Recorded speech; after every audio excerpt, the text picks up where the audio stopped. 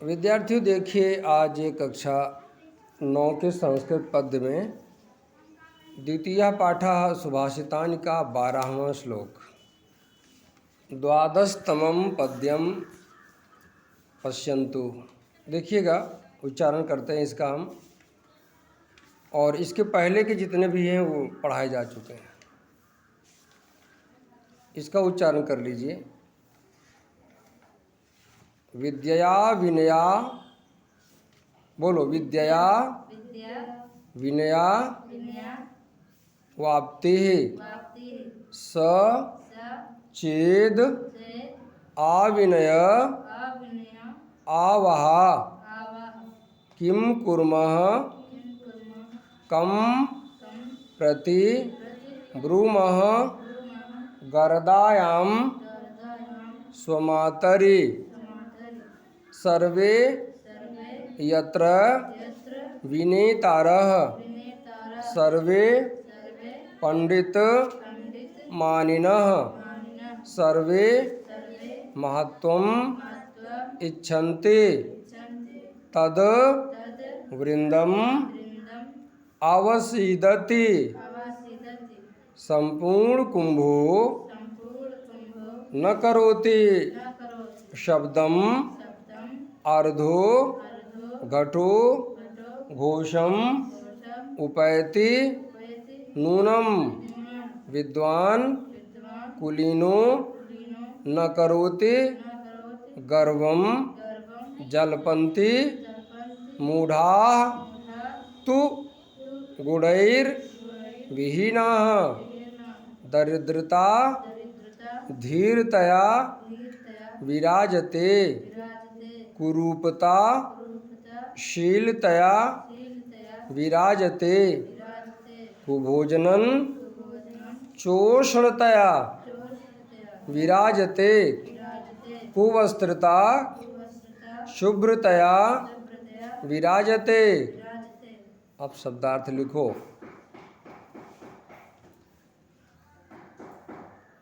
पिछले वाले वीडियो में आपने पढ़ा होगा कि इंसान को 6 कौन सी बुराइयां हैं जो त्याग देनी चाहिए।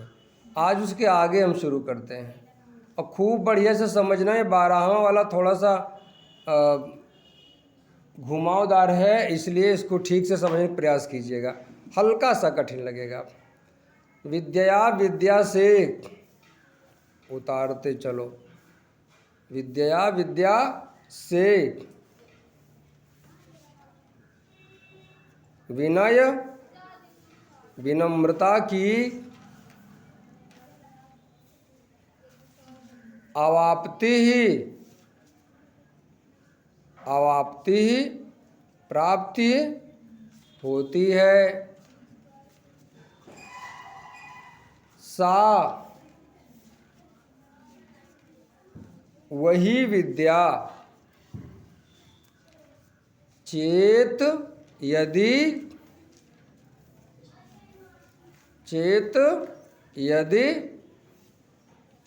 अविनय दुष्टता, विनम्रता का उल्टा क्या होगा? दुष्टता। आवहा लाने वाली, कोष्ठक में लिख लो, सिखाने वाली, कोष्ठक बंद करो। बन जाए भी उतारिएगा, बन जाए। किम क्या, कुर्मः करें, कम प्रति किससे, ब्रूमः कहें, कोष्ठक में शिकायत करें। गर्दायाम जहर देने वाली, जहर जानते हैं ना, मम्मी लोग ज़्यादा गुस्सा थी तो कहा थी तो हम जहर दे दिए मर जाबू तू, कभी कभी कहती हैं ना। तो गर्दायाम जहर देने वाली स्वमातरी अपनी माता के विषय में। विद्या तो माता के समान है, लेकिन अगर वो विद्या दुष्ट बनाने लगे तो वैसे ही होगी जैसे कोई माँ अपने बेटे को जहर देने वाली हो। यानी कि दुष्टता सिखाने वाली विद्या जहर देने वाली माँ के समान होगी, यानी होती है। चलो प्रसंग नोट करो। प्रस्तुत पद्यांश में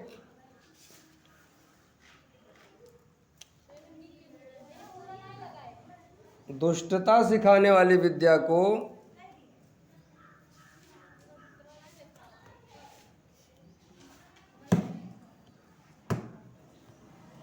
जहर देने वाली माँ के समान बताया गया है। कैसी माँ? जहर देने वाली माँ के समान बताया गया है।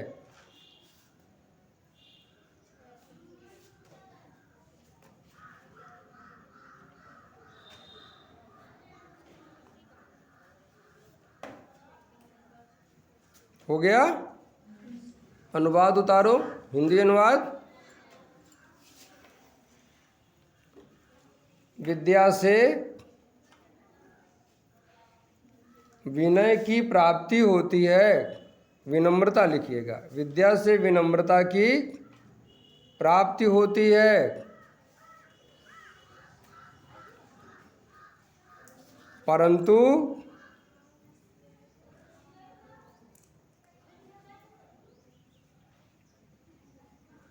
वही विद्या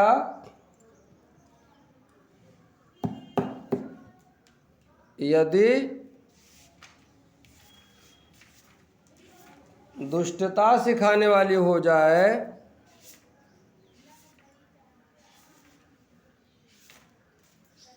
तो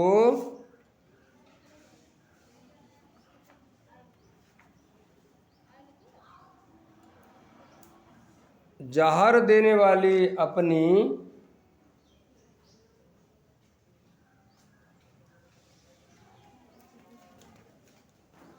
माँ के विषय में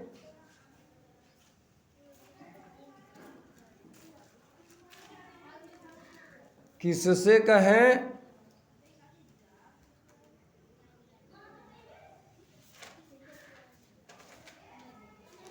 और क्या करें? बच्चों जब ये ख़त्म हो जाएगा तो आपको बताएंगे कि विद्या का दुरुपयोग कैसे हो सकता है। ठीक है ना?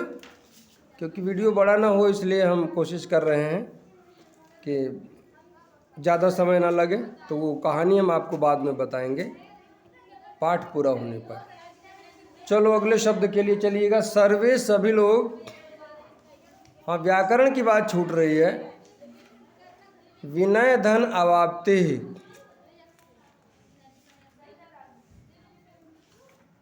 यहाँ पूर्व रूप संधि की गई है।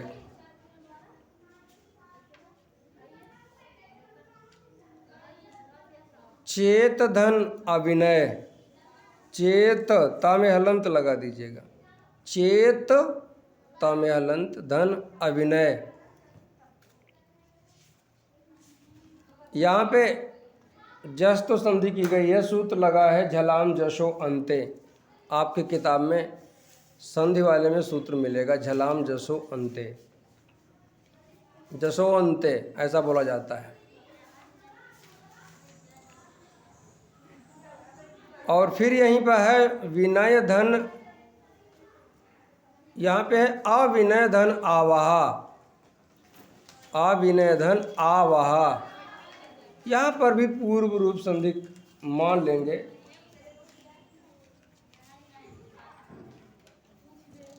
बाकी कहीं कुछ नहीं है। आगे चलते हैं। सर्वे सभी लोग। यत्र जहाँ पर विनेतारः नेता होते हैं। विनेतारः नेता बनते हैं, न होते हैं। सर्वे सभी लोग पंडित, ज्ञानी, मानिनः, स्वाभिमानी, मानिनः स्वाभिमानी होते हैं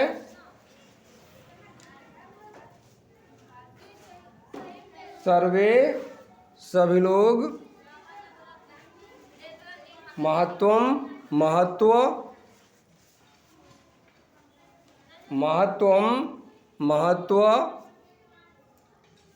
इच्छन्ति चाहते हैं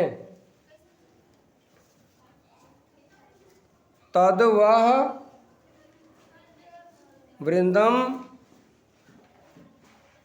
समूह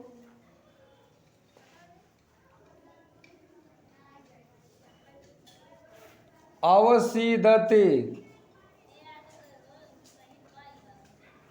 नष्ट हो जाता है। ध्यान से समझिएगा।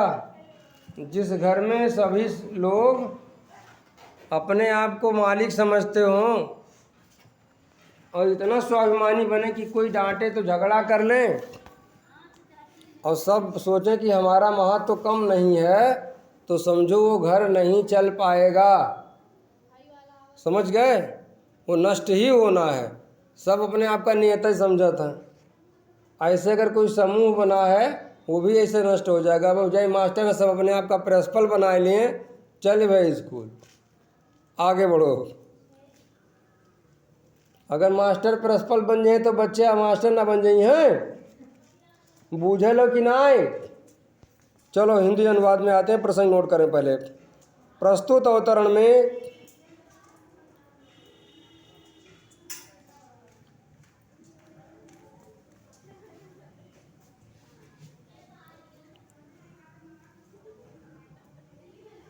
अनुचित नेतृत्व को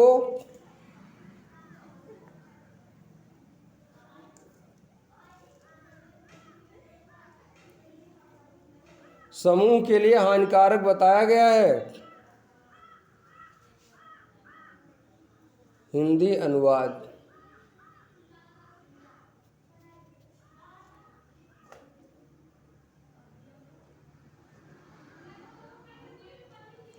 जहां पर सभी लोग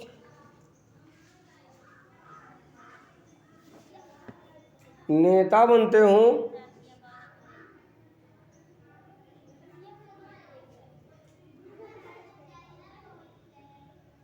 सभी ज्ञानी बनते हों, सभी स्वाभिमानी बनते हों, सभी अपना महत्व चाहते हों, वह समूह नष्ट हो जाता है।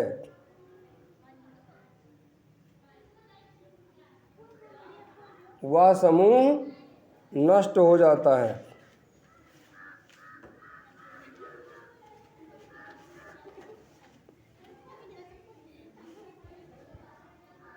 व्याकरण समझना।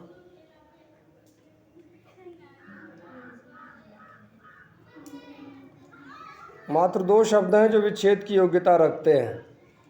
महत्वम धन इच्छन्ति। कोई संधि नहीं है, केवल शब्दों को अलग कर दिया गया, मतलब जोड़ा गया है। अलग तो मैं कर रहा हूँ। वृंदम धन अवसीदति, यहाँ भी वही स्थिति है। दो शब्द है। वृंदम, वृंद माने समूह, अवसीदति नष्ट होता है। अगला श्लोक। बच्चे थक रहे हैं, काफ़ी मेहनत पड़ रही है। जब थक जाइएगा तो बताइएगा। संपूर्ण कुंभा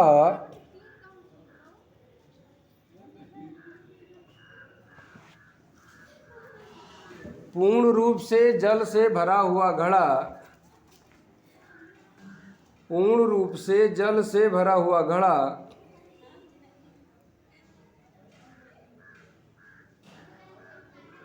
न करोति नहीं करता है, शब्दम शब्द।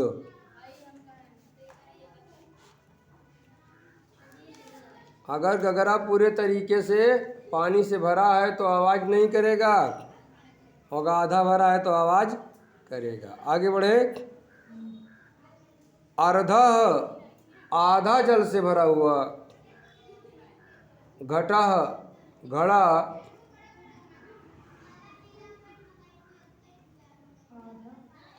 आधा घड़ा से भरा हुआ, आधा जल से भरा हुआ घड़ा।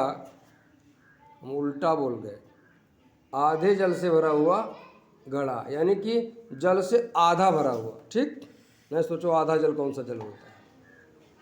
घोषम, ध्वनि, शब्द माने आवाज। उपैति, करता है, नूनम, निश्चित रूप में। विद्वान, विद्वान व्यक्ति। कुलीनः, निश्चित रूप में। विद्वान, विद्वान व्यक्ति। कुलीनः,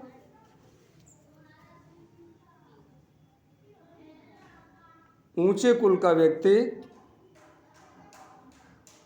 न करोति, नहीं करता है। गर्वम, अहंकार।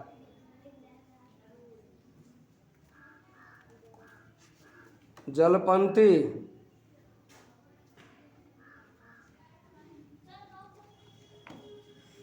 बड़ी बड़ी बातें करते हैं, उतारना होगा इसका अर्थ। बड़ी बड़ी बातें करते हैं, कोष्ठक में अहंकार करते हैं, बड़ी बड़ी बातें करते हैं। मूढ़ा, मूर्ख लोग। तू, परंतु। गुणई, गुणों से। विहीना, हीन। ये के कोनो ज्ञान ना है, बहुत बड़ी बड़ी बात हाँ कहला।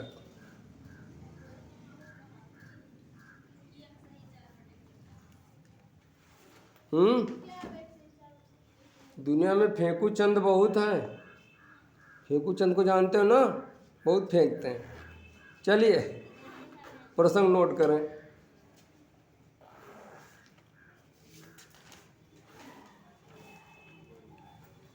कला वाले बच्चे खुश होंगे कि संस्कृत वाले लिखत लिखत मारा जाता, मेरे सब आराम से बैठा है। जो रिजल्ट आई तो आराम पता लगी, जो कहूँ नौकरी फार्म भरबो तब वही ज्ञान हो जाई कि ददई अब का करी।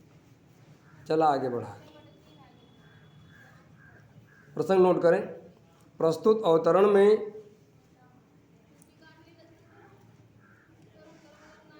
अल्पज्ञता को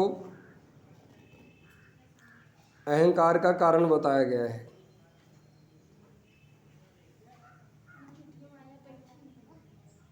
हिंदी अनुवाद, हिंदी अनुवाद। पूर्ण रूप से जल से भरा हुआ घड़ा शब्द नहीं करता।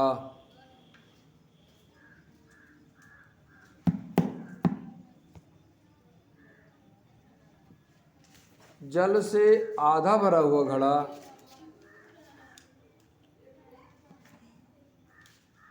निश्चित रूप में शब्द करता है। निश्चित रूप में शब्द करता है।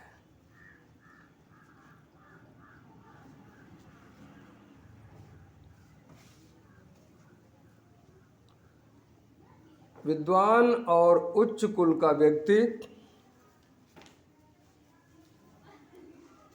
अहंकार नहीं करता,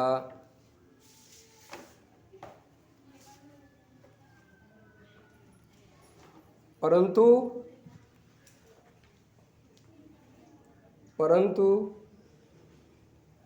मूर्ख और गुणहीन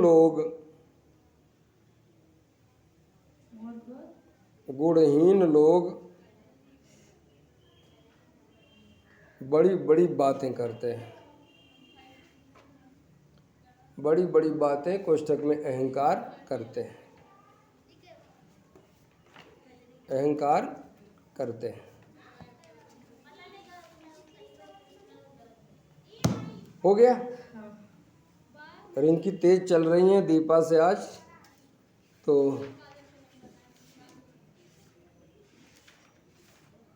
व्याकरण का तत्व समझ लीजिए। शब्दम धन अर्धः, शब्दम धन अर्धः, घोषम धन उपैति। केवल शब्दों को जोड़ा गया, कोई संधि नहीं है। मूढ़ाः धन तु, यहाँ पर विसर्ग संधि है, विसर्जनीय से सह सूत्र लगा है। और गुणैः धन विहीनाः,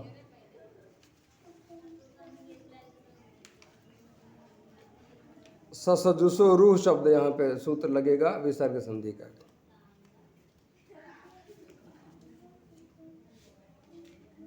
15वां। देखिए कुछ ना कुछ कमी सब में होती है। तो लेखक यानी कि सूक्तिकार ये कह रहा है, जो सुभाषित लिखने वाला है कवि, कि भाई अगर कोई कमी है तो उसको हम अच्छाई में कैसे बदल सकते हैं। कुछ उदाहरण आए हैं। दरिद्रता, निर्धनता, धीरतया, धैर्य रखने से,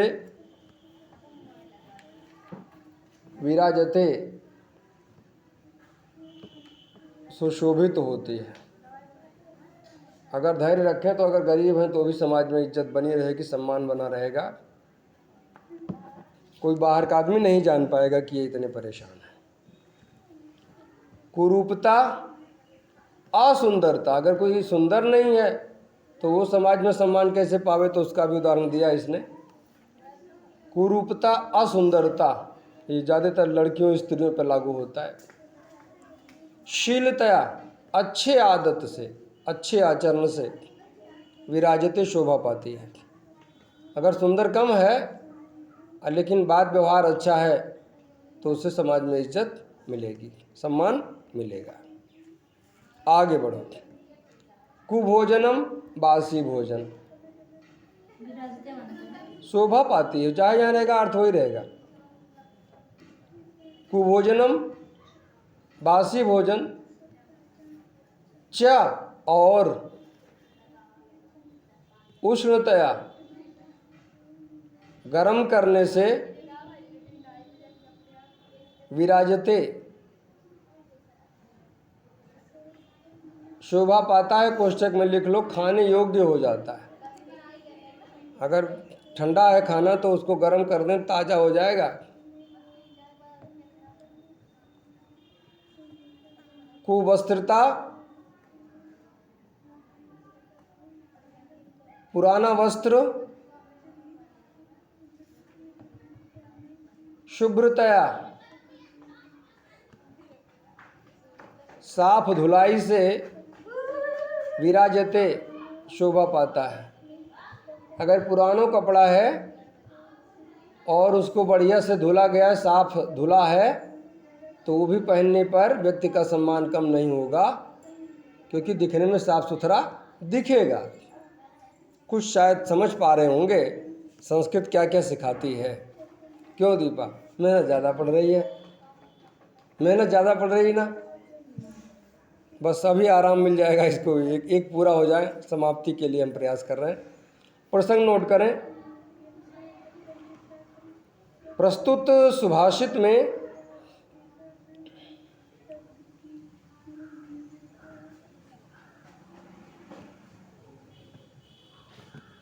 दरिद्रता, असुंदरता,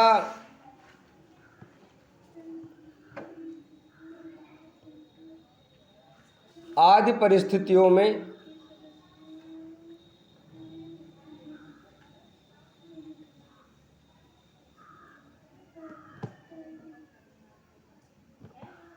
किए जाने वाले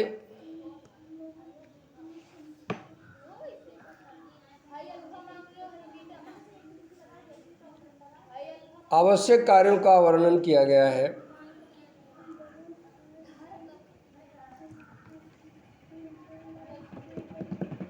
हिंदी अनुवाद।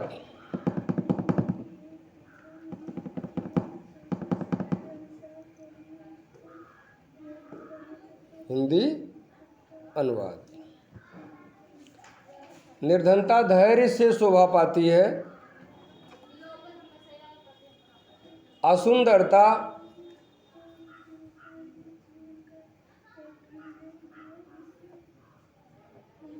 अच्छे आचरण, कोष्ठक में अच्छे व्यवहार, कोष्ठक बंद करके बाहर लिखेंगे, से शोभा पाती है।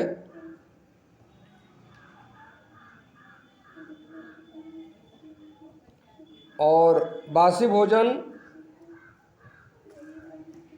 गर्म करने से शोभा पाता है, अर्थात खाने योग्य हो जाता है।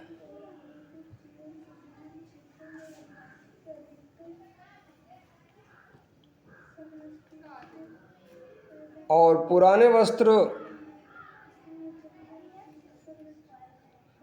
अच्छी सफाई से शोभा पाते हैं।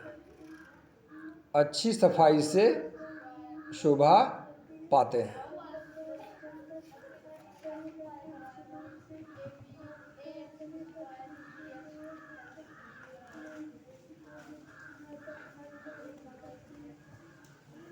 तो व्याकरण देख ले, बस ये पूरा हो गया है।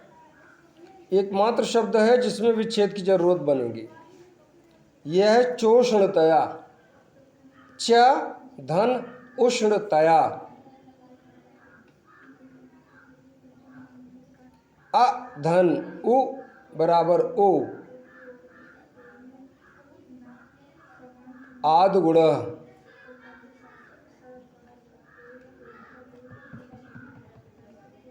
तो विद्यार्थियों, अब यहीं तक काफ़ी मेहनत की आप लोगों ने।